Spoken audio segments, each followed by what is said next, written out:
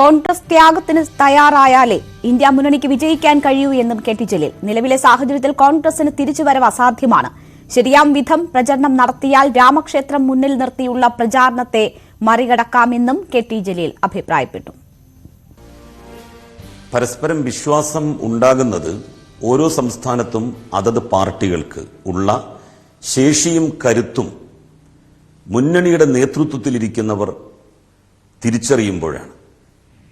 അങ്ങനെ തിരിച്ചറിയാൻ കോൺഗ്രസിന് സാധിക്കാതെ പോകുന്നതാണ് പലപ്പോഴും ഒരു പെട്ടിയിൽ വീഴേണ്ട വോട്ടുകൾ വ്യത്യസ്ത പെട്ടികളിൽ വീഴുന്ന സ്ഥിതി ഉണ്ടാക്കുന്നത്.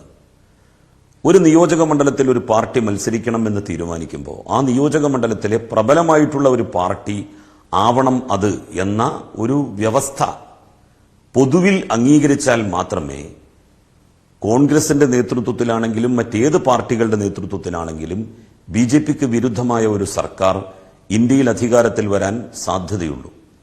എല്ലാ പ്രാദേശിക പാർട്ടികളെയും വിശ്വാസത്തിലെടുക്കുകയും അവരുടെ കരുത്തിനും ശക്തിക്കുമനുസരിച്ച് അതത് സംസ്ഥാനങ്ങളിൽ അവർക്ക് പ്രാതിനിധ്യം നൽകുകയും വേണം.